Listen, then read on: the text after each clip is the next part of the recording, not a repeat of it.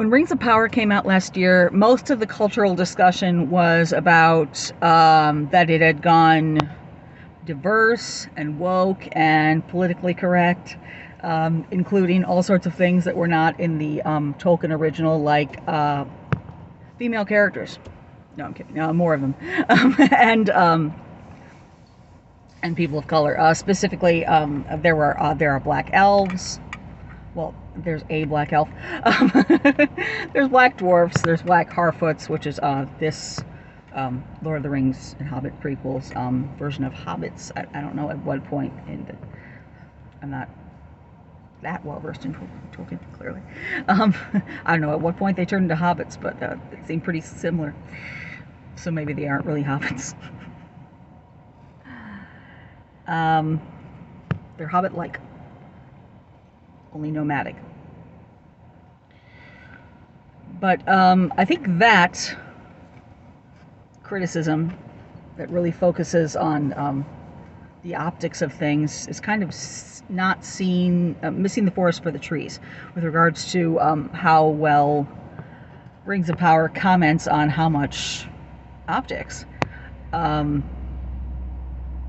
skew our interpretation of story and character, because it, like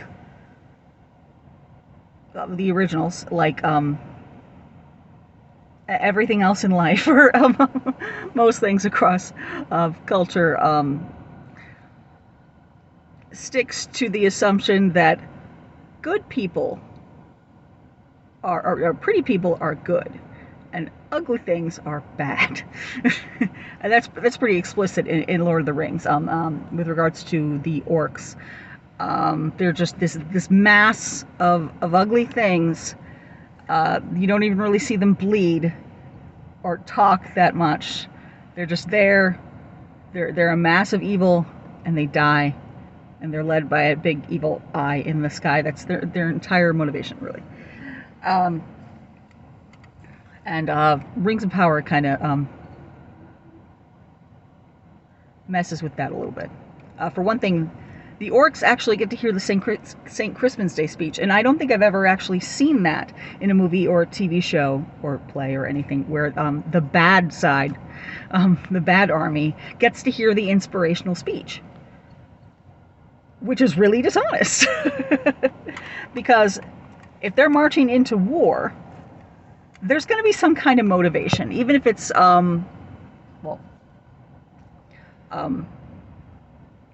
even if it's propaganda and bad propaganda based on, like, wiping someone out or taking something back, or taking something that they believe belongs to them.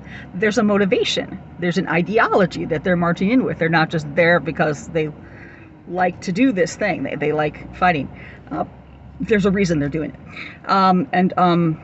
So in Rings of Power, Adar, that's the father of the orcs, gives a speech, and he says some version of, and if we go out there, we won't be, we're not going into this battle as slaves or a cast-off people.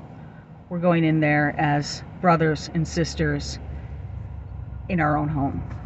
So I'm like, that's entirely reasonable, isn't it? Not that the orcs are portrayed as a purely good situation. There's clearly a massive power imbalance. This is not a democracy. He has total control over them. But there is a motivation, is honest.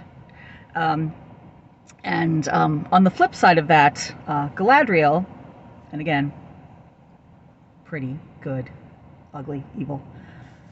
Galadriel in this is a complete zealot. She gets...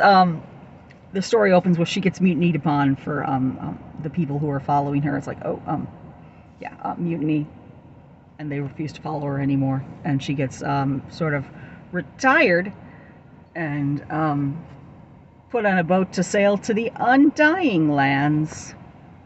Just call it death. Come on.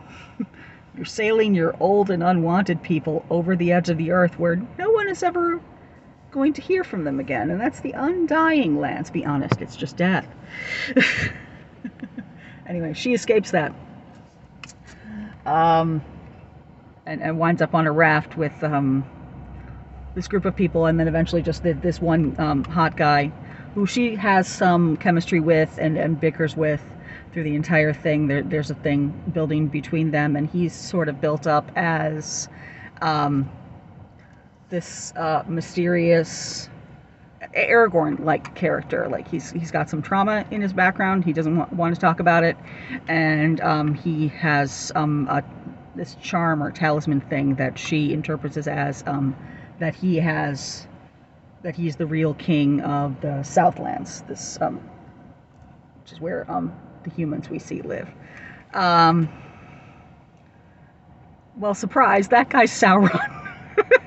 And I fell for it completely. I'm like, oh, right. He was a smithy, wasn't he? He was building, forging things for the entire time. And then he helps elves build these powerful rings. Got it. Okay, cool. Didn't see that coming. So, yeah. It's hard to break out of the assumption that, like, that you're given certain tropes, and you just go with it. It's like, nope, that guy is Sauron. Okay. And Galadriel